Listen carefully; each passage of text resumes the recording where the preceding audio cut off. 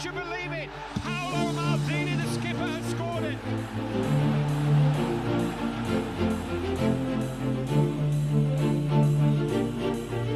Here's Kaka. Lifted into Shevchenko. He's onside this time. He's got Crespo in support. Here's Hernan Crespo, 2-0. Hernan Crespo. Look at that from Kaka. And what a pass too for Crespo. And what a goal that is. What a goal that is. Hernan Crespo again. Sublime pass by Kaka.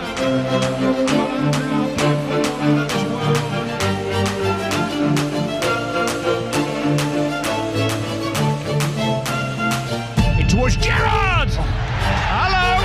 Hello! Here we go! Steven Gerrard puts a grain of doubt in the back of Milan minds and gives hope to all the many thousands of Liverpool fans.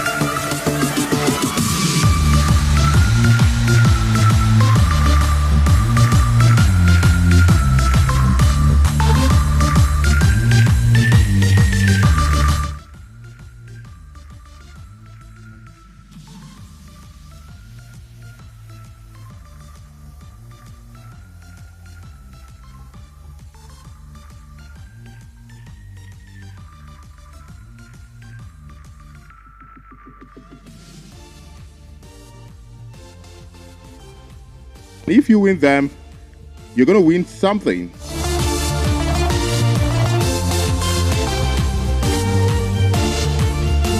All right, from Nigerian Golden Goals to Olympic shocks to African giants that shook the world stage, this show is your backstage pass to the past.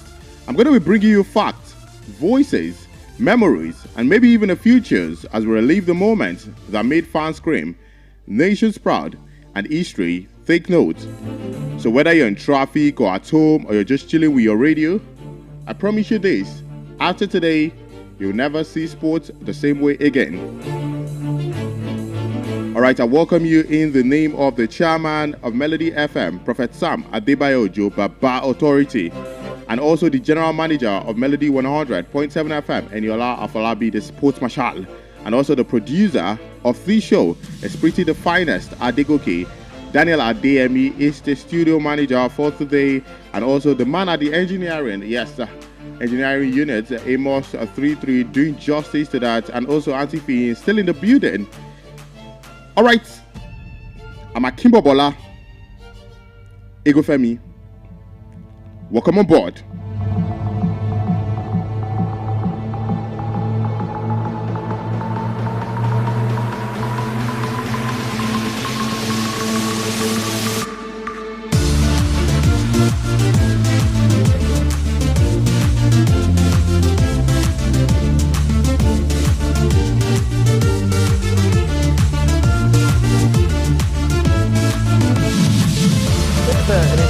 To the game, because it got a bit heated, didn't it, in Jurgen Klopp's post-match news conference. A reporter demanded an apology for previous comments that Klopp had made about the Africa Cup of Nations. Before we show you the clip from last night, let's remind you what Klopp said about the tournament on Saturday. In January is a little tournament in Africa, I just want to say, and I think Asia is playing games as well, if I'm 100% right. Sorry? South America.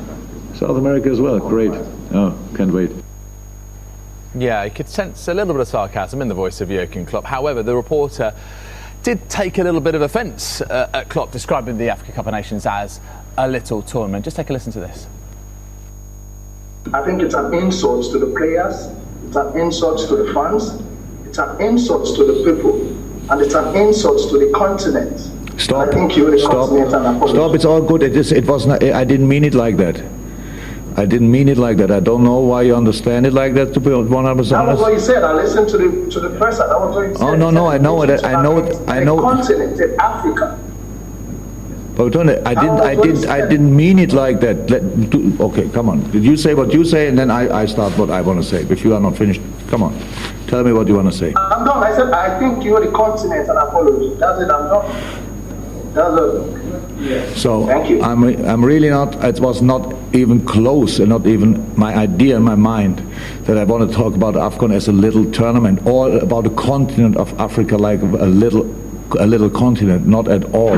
So what I meant is, because people said, and if you watch the full press conference, then you might have, if you wanted to understand it the right way, you could have understood it in the right way, because they said there's no international break anymore until March.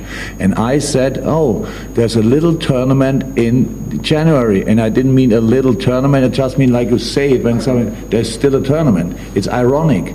There's still a tournament, a big one. We lose our best players to the African Cup. You wouldn't say that in the Euros. You wouldn't say a little tournament in Euros. So sorry, I'm not a native speaker. I'm not a native speaker. But if you want to understand me wrong, you can do that all the time. Oof. Is it a bit like saying the small matter of? Because that's something you say.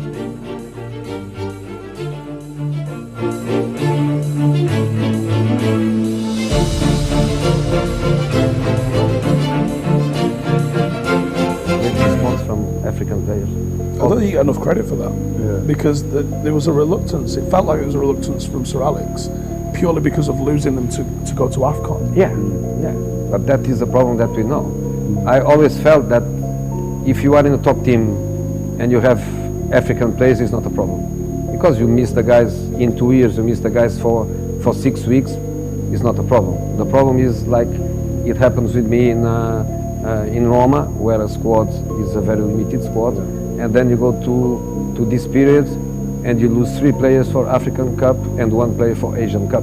You have a short squad, you lose 4 players, you are dead. When you are in one of the top clubs, if you want to go for an African player, don't think twice and go.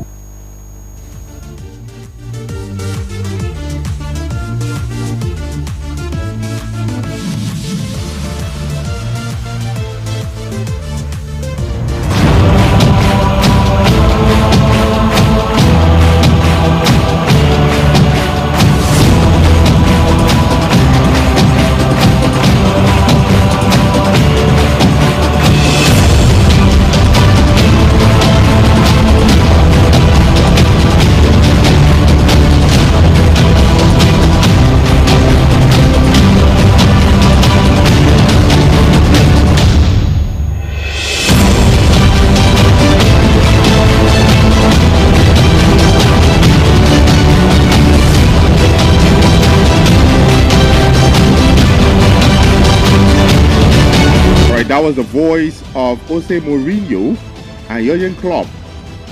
When we talk about international break, when AFCON comes alive and they have to lose top players for the AFCON. So Jurgen Klopp, in one of his statements, he mentioned AFCON is a little tournament. And the Nigerian journalist attacked him right there, and he said he's not a native speaker. Maybe that's why they did not really get him, or they did not really understand what he was trying to say right there. Remember, he coached Liverpool and he had Mohamed Salah and also Sadio Mane, who were so instrumental to Liverpool winning the Champions League and also the English Premier League.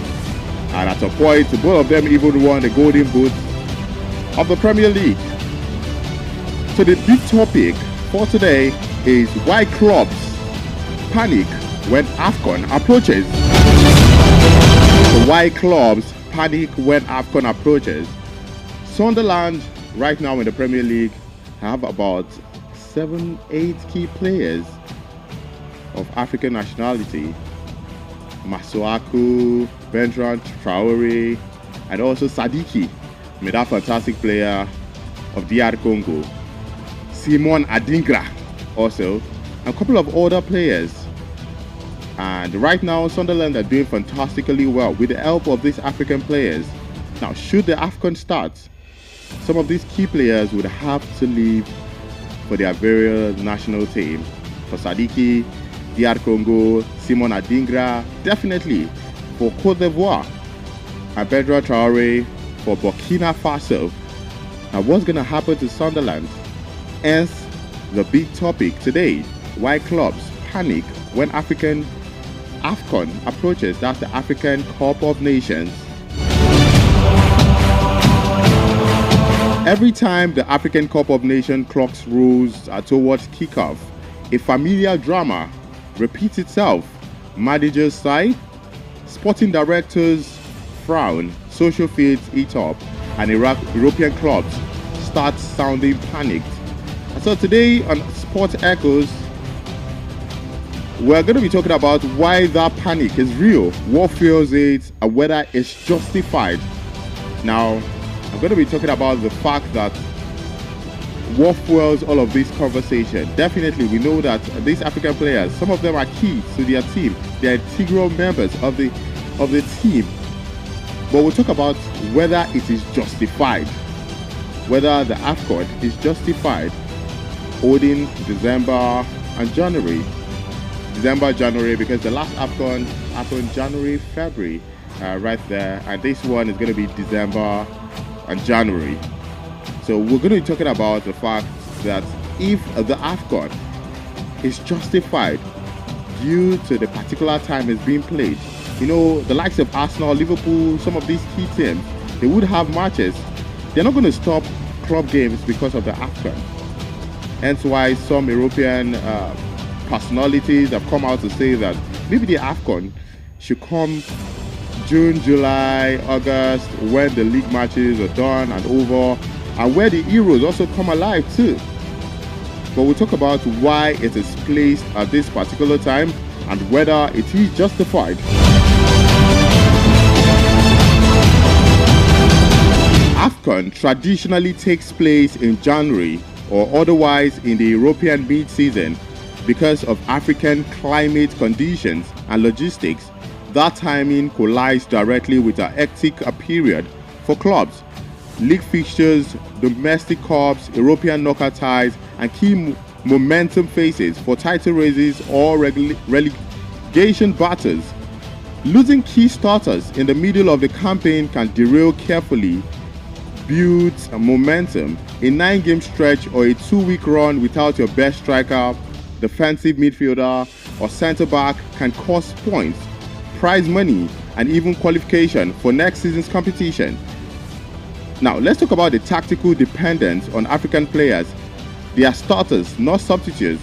African players have shifted from squad depth options to core performance, goal scorer, creative engines, defensive anchors. I mean, you talk about Victor James Osimhen in Galatasaray, Paul Onuachu for Trabzonspor, currently the highest goal scorer of the Turkish league, 11 goals right now. I mean, it shows that African players have shifted from squad depth options to core performance. Impact: when these players leave, managers can't simply plug and play replacements without damaging tactical fluidity. Training systems, pressing patterns, and set-piece routines all get disrupted. And also, the team built around a single high output forward and athletes, a box-to-box midfielder, suddenly lose their keystone when AFCON calls. Now, let's talk about the financial stakes, the short-term losses, long-term values risks. For match day and broadcast revenue, if team drops form, attendances, and broadcast ratings, can fall, affecting short-term income. Now, talk about Sunderland. Maybe if all the players, all the AFCON players leave for their various national teams and suddenly Sunderland start to lose games, you're going to see that the attendances of Sunderland, the fans are not going to be cheerful anymore. They're not going to be happy, and the broadcasting rights, the attendance can fall. Also, the commercial contracts and bonuses, league position affects prize money and sponsorship fulfillment. A slipped league finish can change next season's revenue projection. And for player marketer value, clubs invest huge sum in transfers. AFCON can either increase value, good, or expose injury fatigue risk, which is bad. Losing a player at a sensitive moment threatens projected returns on investment. Like I will always say, most of these clubs, they like to do business. Let's take Sadiki, for example. It was fantastic for DR Congo during the World Cup playoffs against Nigeria. It's 20 years, and definitely they want to make big money because it's all about business for some of these clubs. Should Sunderland finish high? Definitely. They're going to be top guys coming out for someone like Sadiki who performed well. Plus the factor that Sadiki is really young. If he was 26, 27, 28, maybe the top clubs won't be coming for him. But the fact that he's really young, and they want to make money off him because they know that once you're 26, once you're 27, they might not make as much money as when you are 20 years. You understand? Hence why player market value. Now, should Sadiki go to the AFCON and gets injured, he's not going to be playing games for them. Hence, your player market value. Look at Rodri right now, Ballon d'Or winner, but right now he's not playing consistently. Now, even if he's fit, should PSG want to buy him now? If initially it was 80 million pounds, definitely they would be wanting to get him for maybe 50 or 40 million because of the injury he's had. They might not trust the consistency. Plus, it doesn't have age on his side.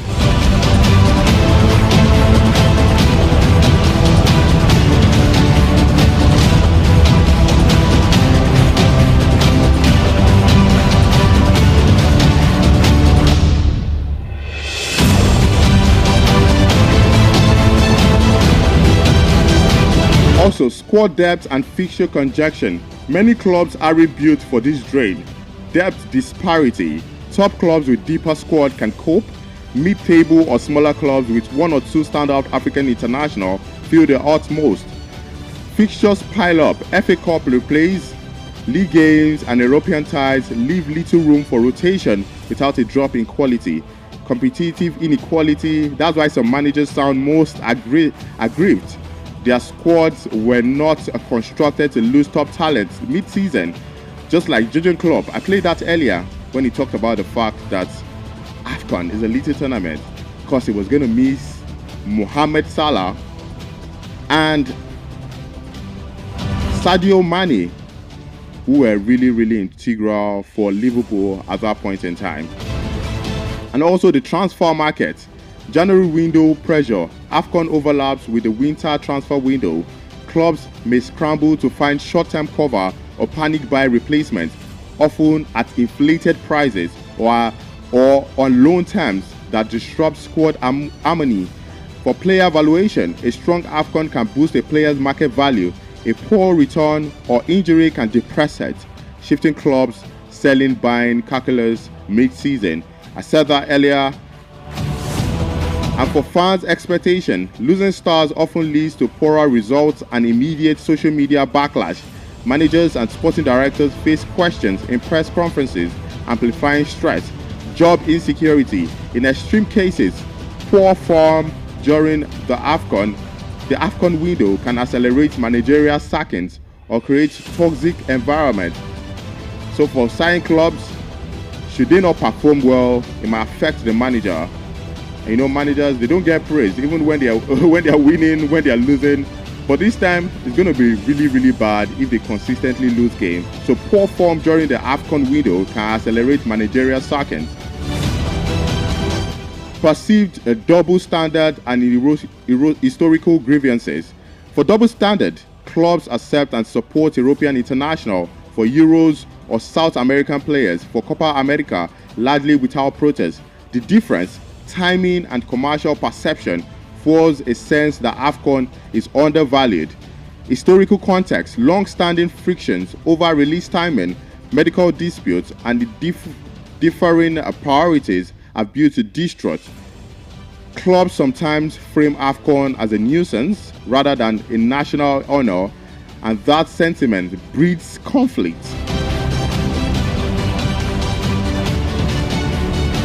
And the legal backdrop, FIFA release rules versus practical friction. Now, FIFA rule players called up for official tournaments must be released. That legal protection exists and give national teams the authority to take players. Now, practical frictions. Despite the rule, clubs use delay tactics, question fitness, or deploy public pressure campaigns to keep players, creating ugly standoffs that end up in headlines. For psychological and cultural dimension, there's player mindset. For many African players, AFCON is more than a sport. It's family, identity, national legacy. These emotional factors makes player more willing to accept club displeasure. And also the club lens. Club view the player as an asset whose primary function is to secure club objective. When those objectives clash with national identity, friction follows. All right, the real world consequences. What panics lead to? Short-term form collapse. These teams can lose league position and suffer elimination for cups. Financial fallout. Sponsor relations and TV revenue projections can be harmed by a poor January results run. For player-club relationship damage, trust can erode. Players returning treated coldly. And also locker room tension, public disputes, medical reports, trust in press, and legal letters become public and damage a reputation right there. All right, let's go to the club and country politics, the real battle.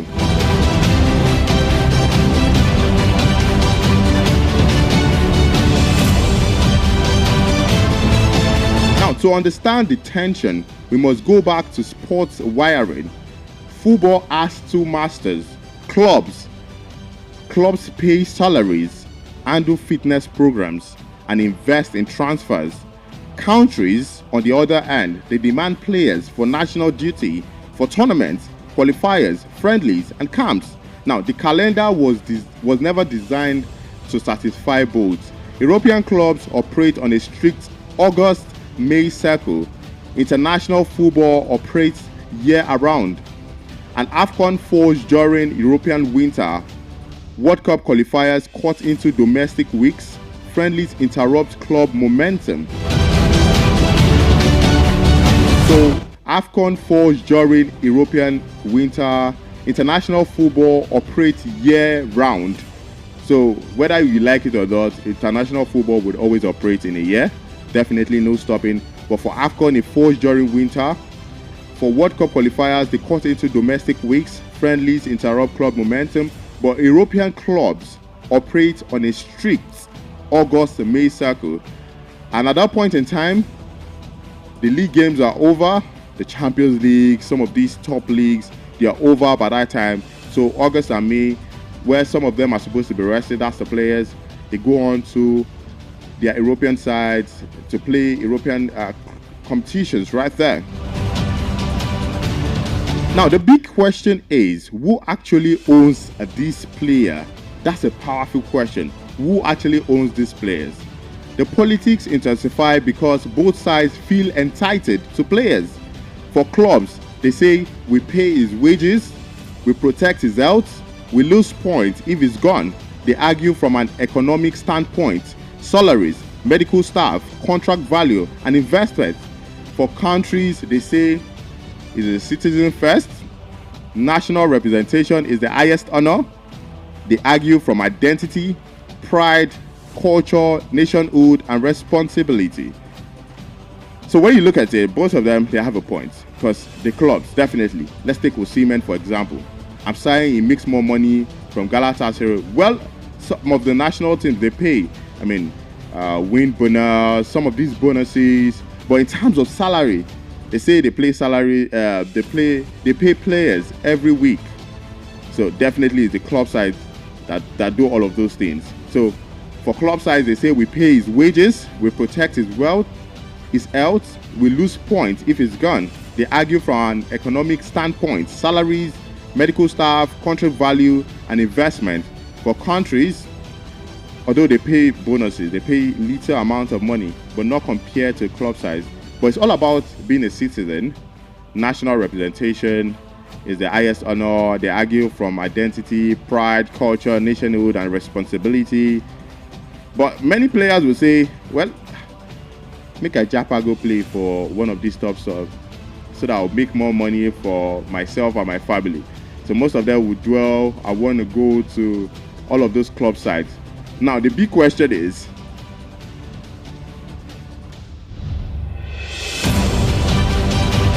who actually owns these players? That question, when you call in for the giveaway section, I'm going to be putting it out. Who actually owns the players? Is he the clubs? Is it the country? The clubs, they pay the wages. The countries, what they have to offer is just a citizen. Now, for the players, they are caught in between the fact that in the dressing room, he hears the manager's complaints. Back home, he hears the expectations of millions. The political pressure comes from both sides. It becomes a tug of war over loyalty. Now, there's financial loyalty and patriotic loyalty. The financial loyalty is the club. Patriotic loyalty is the national team. Now, when club interests clash with national interests, when club interests clash with national interests, there's what they call the scheduling clashes. Club wants players for league matches, European competitions, and training circle. Countries need players for AFCON, CHAN, Olympic qualifiers, under-23 games, and friendlies. Now, when the AFCON approaches, the conflicts become explosive. Now, medical fitness disagreements. Clubs may claim a player is unfit or not fully recovered. Countries counter, he trains every day with you, so why is he suddenly unfit when he called him? This creates distrust, public arguments, medical reports, players talk in crossfire. And also for negotiation and pressure tactics, some clubs subtly pressure players. Some of them say, stay with us, fight for your shirt, we need you.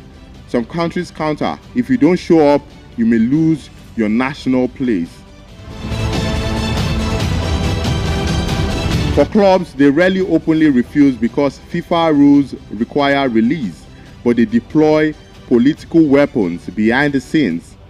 I remember, was it John Obi Mikel? Yeah, he came out to talk about the fact that when he was at Chelsea, I think it was Antonio Conte, he said he had to leave for the Olympics 2016. Yes, and the coach told him that if you leave, you're not going to get the starting shirt.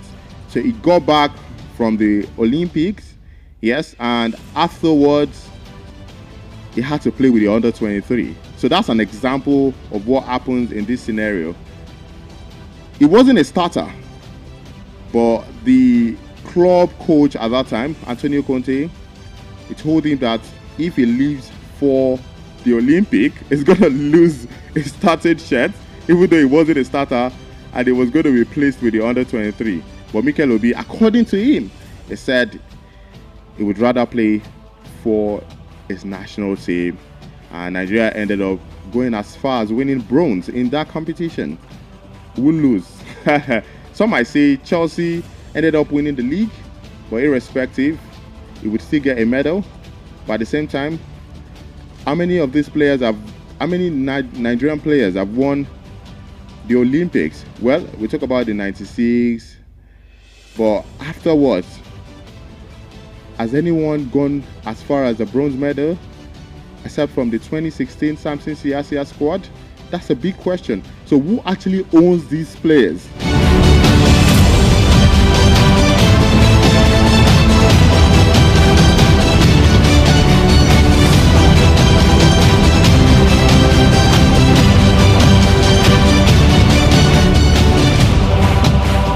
Now, talking about some of the political weapons behind the scenes, minor injury strategy, clubs claim the player has tight hamstring, muscle fatigue, strain.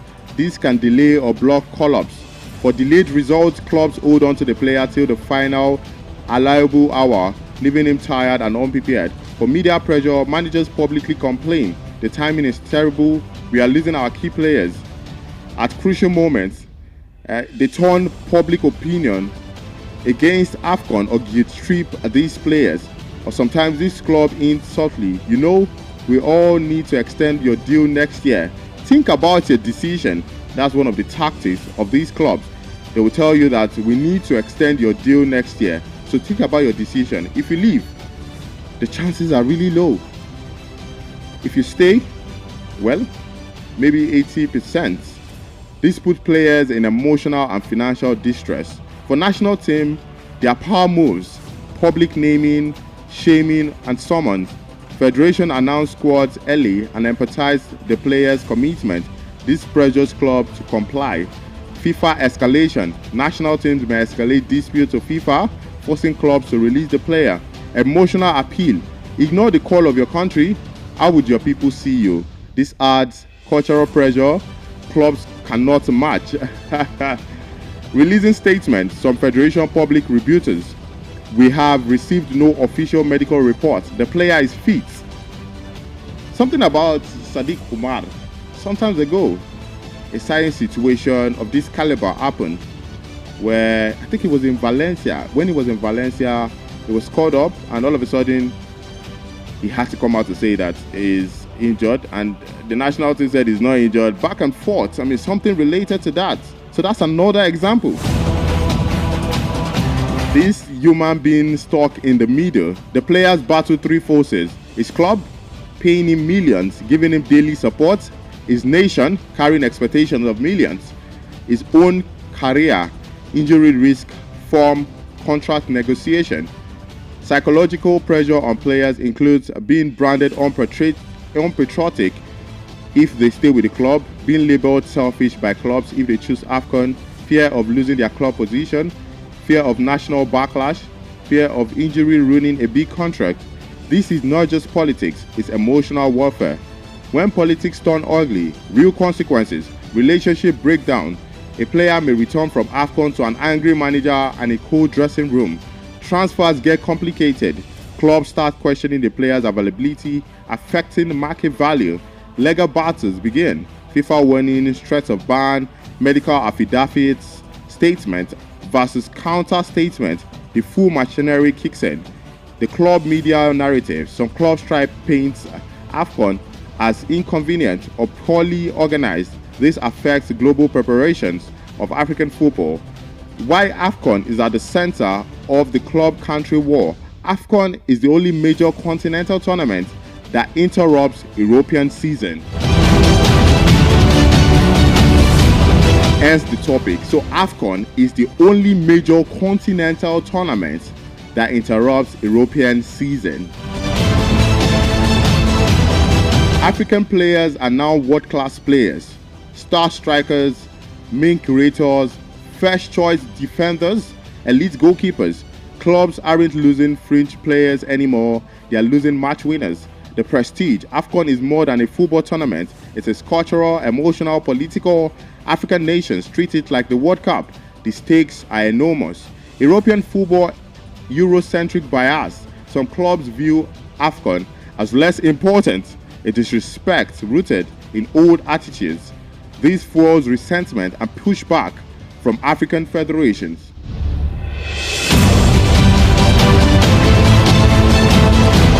Now, the power landscape. Who actually wins? FIFA has the authority.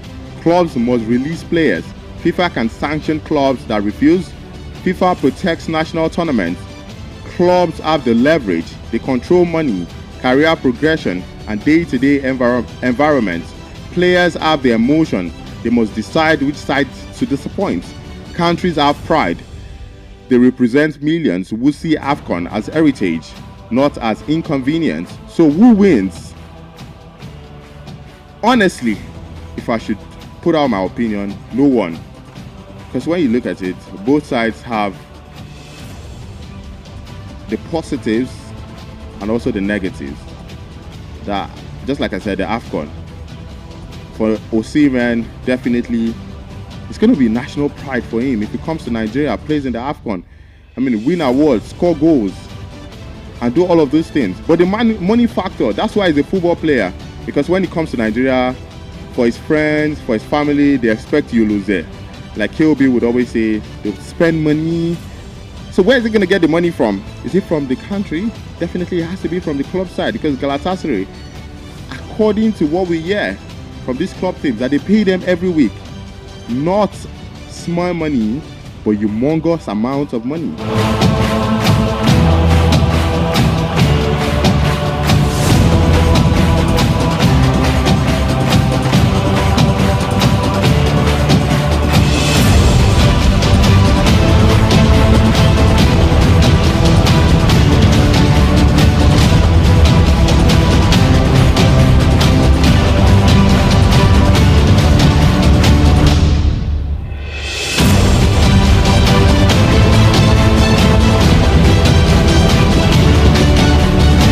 Now, we've been talking about the AFCON, talking about the clubs themselves.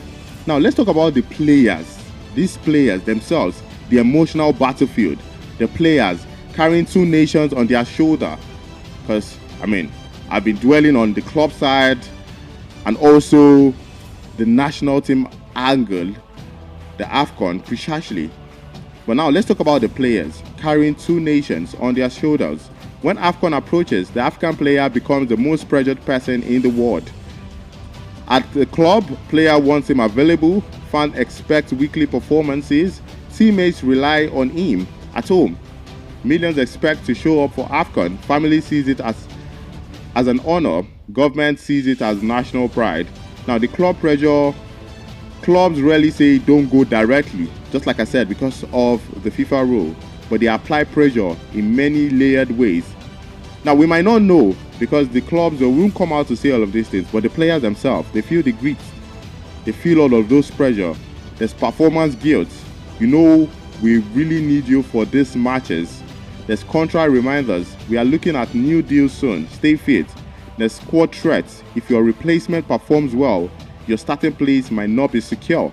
There's public comments. Managers publicly say, this is a big loss for us, which fans interpret as, why is he leaving us? This is how guilt is weaponized. And national pressure, on the other hand, the emotional expectation, your country needs you, you can't abandon your people.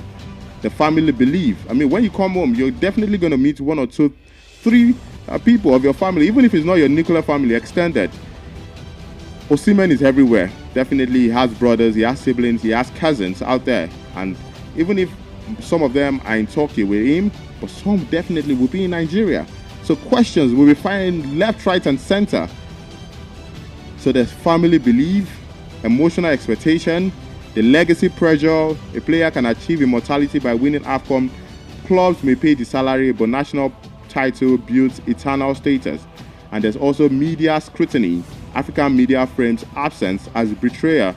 Now look at the way the African journalists right there attacked Jurgen Klopp in that particular clip I played for you. He went hard. He didn't care. He went hard. Now imagine the players. They're going to go very, very hard.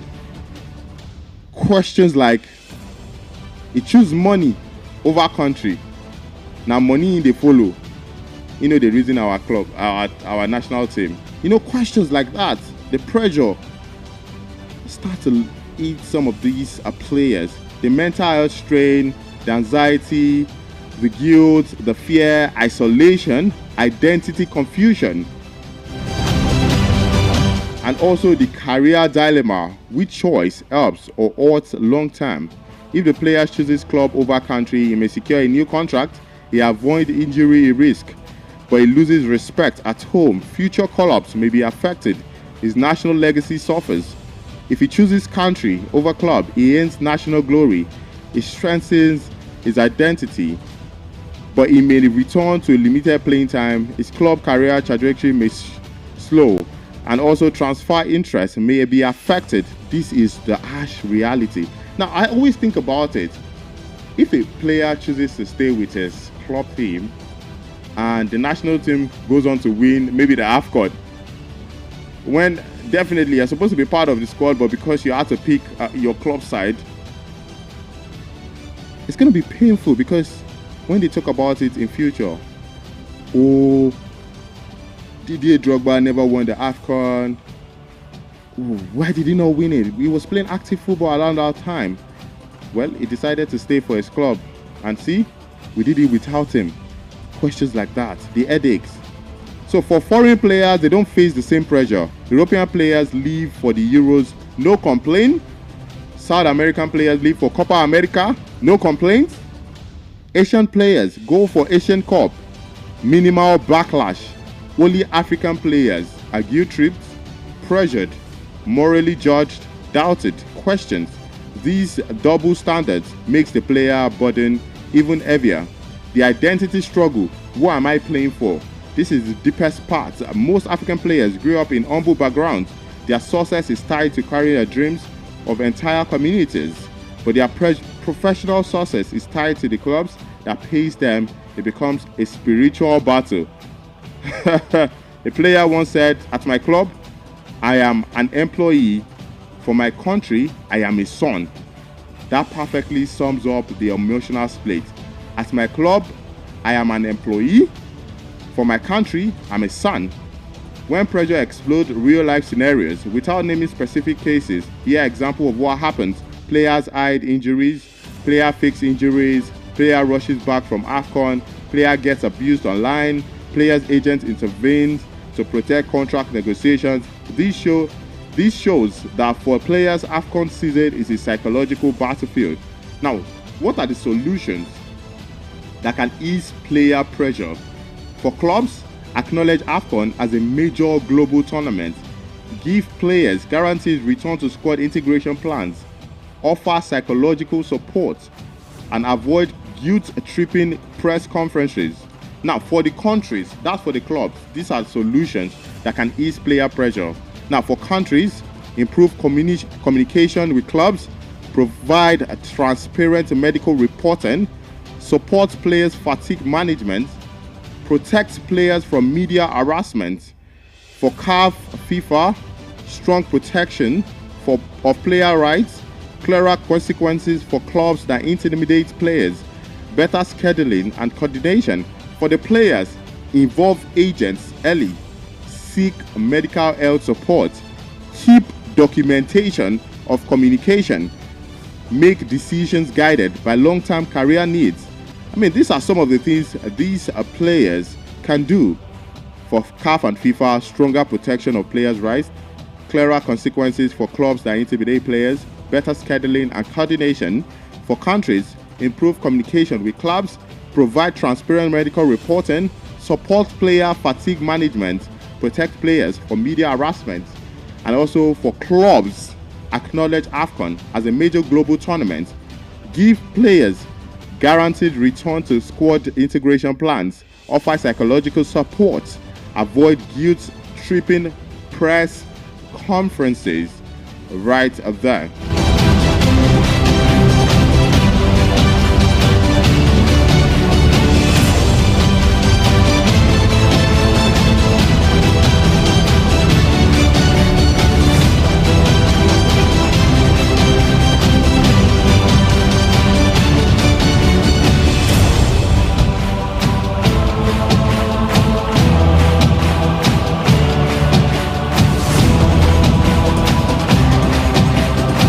Yeah, before moving to the next segment, the economics, why AFCON is becoming too big to ignore. You know what? It's time for the quiz segment because of time. Now I'll read out the numbers. Now before you call in, one question, then I would give you my question, and if you win them, you're going to win something. So who do you think these players should show allegiance to?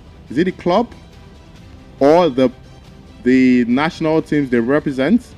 Clubs or national team? Remember I said the clubs, they pay them. The national team is for pride. Well, I mean, many people would want to say national team, but you have to look at it from the point of view of the club and also the point of view of the national team. All right. The studio lines 07025201107, 07025201107.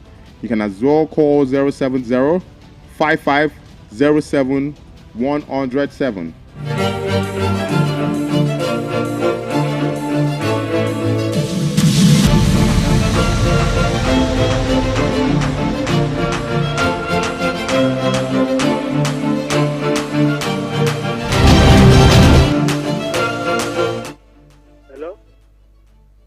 Good afternoon. Good afternoon.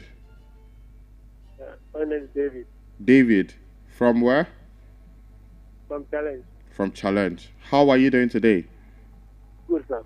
Did you listen to the program from start to this point? Okay, yeah.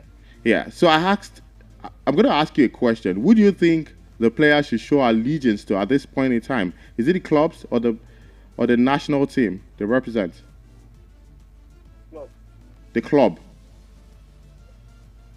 Yeah? Yes, club. Okay, club. Why? Because the club said pay attention to their caring than national team. The national team. All right. Okay, pick a number from 1 to 20. Number 6. Okay. When was the first African Cup of Nations held? The first African Cup of Nations. Tunisia. Huh? Tunisia. No, you are wrong. It was in Sudan. Hey, you can do well to call us back. Thank you so much for calling. Hello. Yeah, good afternoon. Good afternoon. This is Moses from Akwa. I'm Moses. Always winning. Ha! This guy. How are you? I'm good. Okay, so you heard the question. Would you think players should show allegiance? Is it the club or the national team? They should be. I feel the club. Okay. They are full-time employees of the club. Okay. You feel like the clubs they do more than the national team. All right. So pick a number. Number 17. Number 17. Okay. So which country won the first ever AFCON title? Egypt. Hey, this guy. How do you know? How do you know it? I think you shared the story a while ago. Yeah, I've shared it. Congratulations. So I'll read out my number and we'll talk after the show. Thank you so much for calling. All right. Yeah.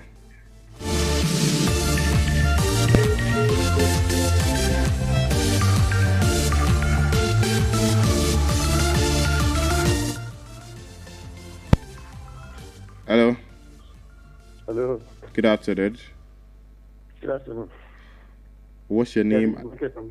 Ezekiel from Gates. How are you doing today? From Gates. Michael from Gates. Yes. Okay. How are you doing today? I'm good. So the big question, would you think the player should be more committed to at this point in time? Is it the... Yeah, I think it's the club side, because the national, if it is a national team like Nigeria, I think club side is important because Nigeria doesn't care. The examples around us, the ex-international, you see how they are suffering and dying needlessly. So I think the commitment should be with the club side. So. Okay, all right. So pick a number from 1 to 20. Number 20. Number 20. Yes. Okay, who is the highest goal scorer in AFCON history? AFCON history. Eto. Eh? The final answer? I don't have any idea. You don't have any idea? Are you going to stick with Eto? Yes. Okay, so it's Samuel Eto, you're correct. Jesus. So it's Samuel Eto. So I'll read out my number, I will talk after the show. Congrats. Thank you. Yeah.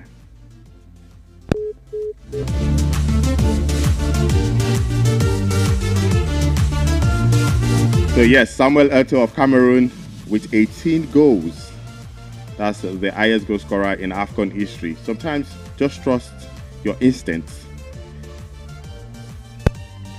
Hello. Hello. Good afternoon. Good afternoon. What's your name and where are you calling from? I'm calling from Gagi. Calling from Baggy. How are you doing today? Yes, sir. Fine. Okay, so the big question, would you think this player should be more committed to at this point in time? The AFCON is coming in. Do you think it's the club side or the national team? For me, it's the national team.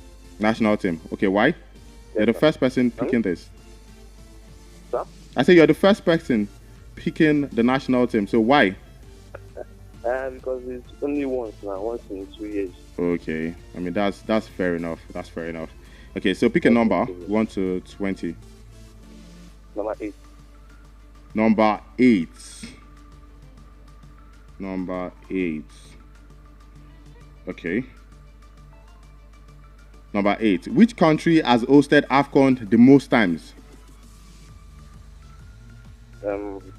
Egypt.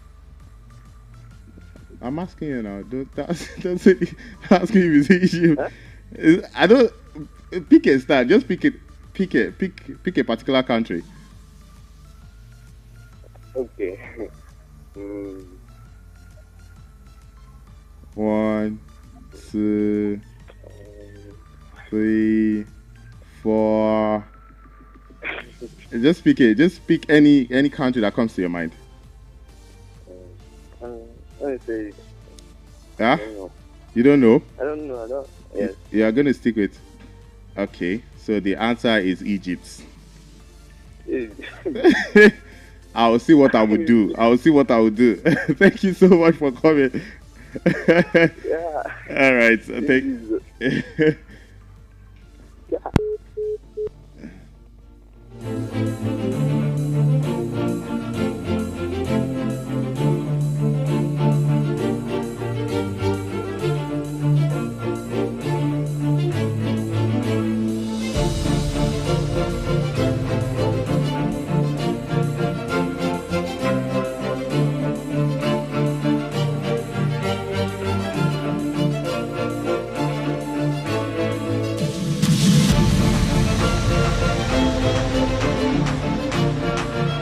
For most people, they said, for most of the callers, they said they should stick with their club side because they do more.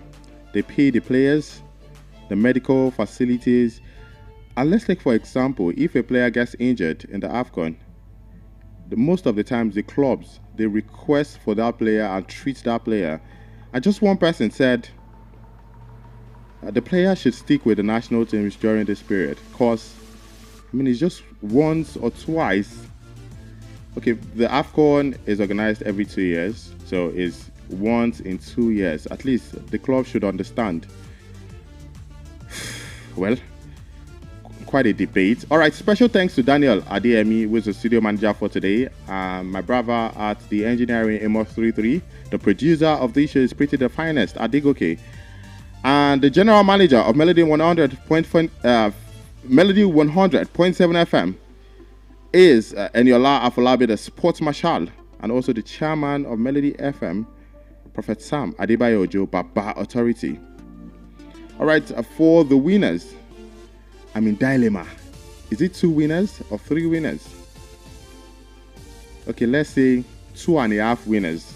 So my number is 081 11 744 773.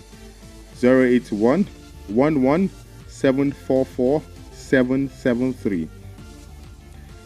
All right, until later today when I come your way again on Complete Sports, 3 to 5 p.m. I'm Akinbobola, Egunfemi. Good evening. Good afternoon.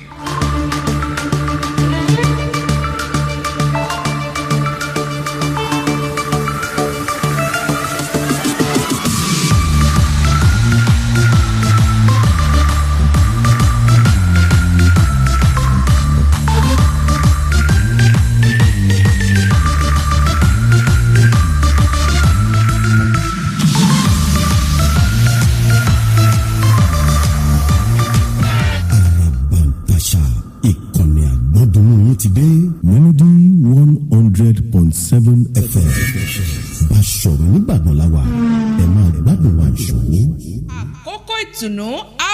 of comfort.